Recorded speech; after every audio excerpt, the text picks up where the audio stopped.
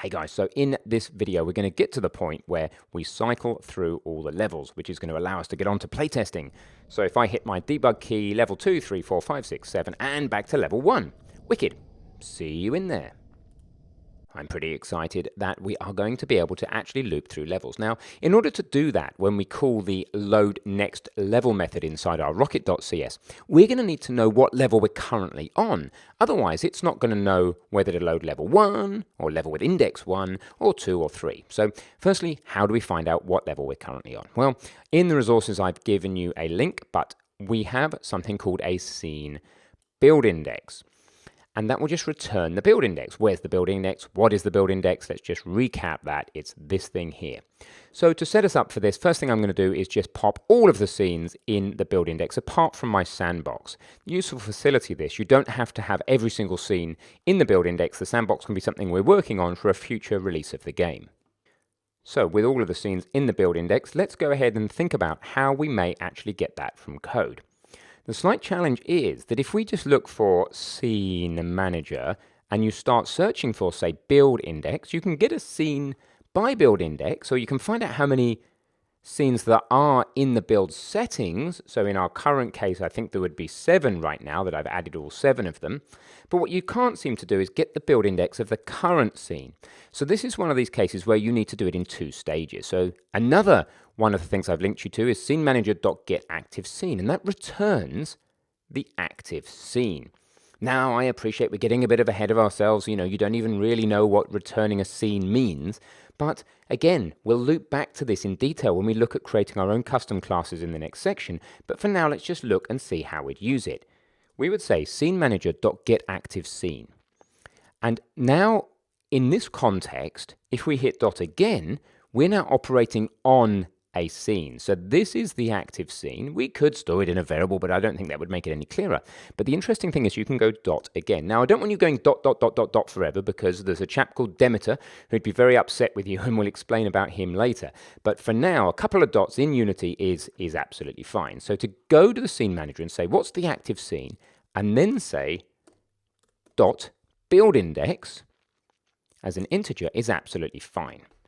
And that I would store in a variable because it's quite long. So I'm going to say int current scene index equals that. Now, let's just print that out for a moment. Always good when you've done a new thing like this just to take a little butcher's hook at it. So if we were to save this, start on level 1, for example, which will have scene index 0, play the game, use our new fancy debug key, boom, to hit L. What do we get? A current scene index of 0. The previous scene that we were in a minute ago was level 1 with scene index 0. Let's just test that that works for another scene. Level 5, what scene index, if you're on level 5, would you expect, or build index, would you expect it to print when I hit L? I expect it to print 4. And it does, console 4. Great. So it looks like we are probably getting the right scene index out of this function. So that's good news. So we know how to do that. So what we need to do next, of course, is to transition on to the next scene. So we pretty much want to say that the next scene is the current scene plus 1 type of thing. Now, I think that you're pretty much there. Obviously, you're going to need to be changing this guy. This shouldn't be hard-coded. So we're going to want to make ourselves a next scene index. And that's going to equal something. And I'll leave it to you what it equals. And that's what you want to use in here, right? So if, and it's, by the way, I can't really leave this line unfinished. I'm going to have to put, say, 0. Otherwise, I can't get my spacing right. So what I want you to do is in here, instead of being 0, I want you to do the right thing. And this is going to be your challenge. So we don't need the other to do because we are in the middle of it.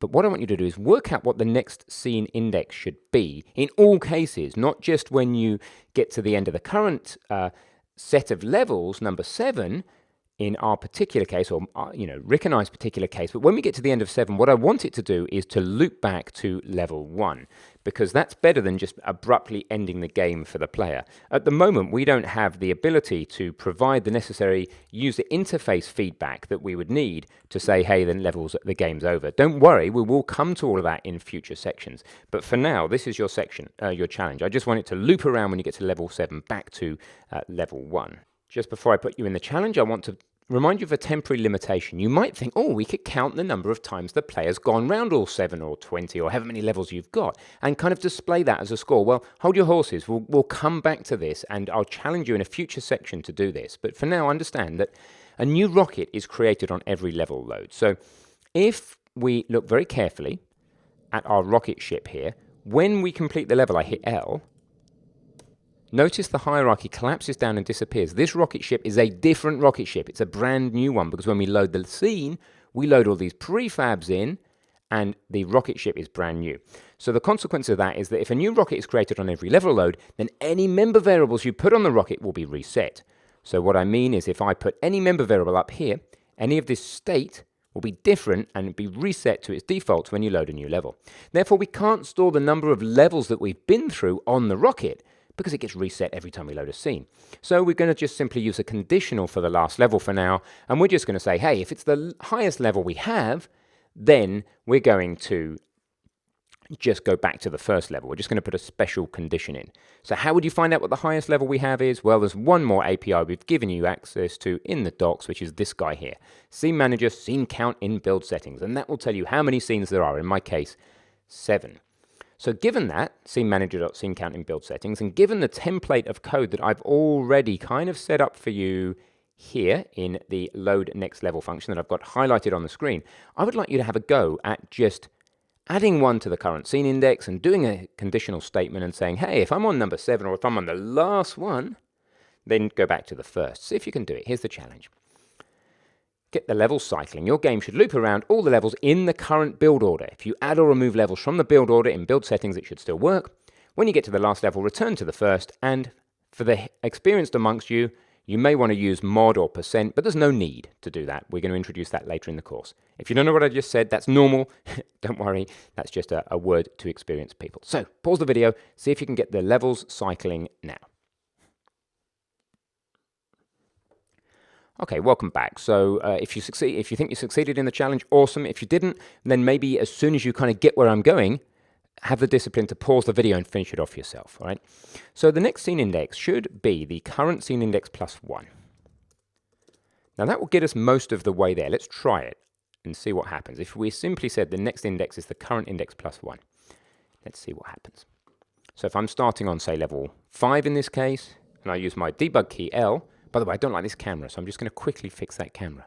The camera is just a little bit too far one way. It's a little bit too close. By the way, you can pull your camera much further out if you want, like this, back in the Z direction. And then on the camera settings, you can just change the field of view if you wish. And that will make the whole thing a little bit less perspective. You'll be a little bit more zoomed in. Everything will be a bit flatter. So I'm going to do that just for this level. Anyway, on 5, there you go, looking a bit better to me. If I hit L, it goes to 6, and you can see that both at the top of the screen and on the top of your hierarchy, level 6, level 7, and then of course we get a red error because we're trying to load something with build index 7, which would be level 8, and it doesn't exist. So this is where we need to pop our special case in. We need to say if next scene index equals, now what would it equal? This scene manager dot get, what was it? I give you a hint, and then I forgot my own hint. Scene count in build settings. That's the one. Dot scene count in build settings.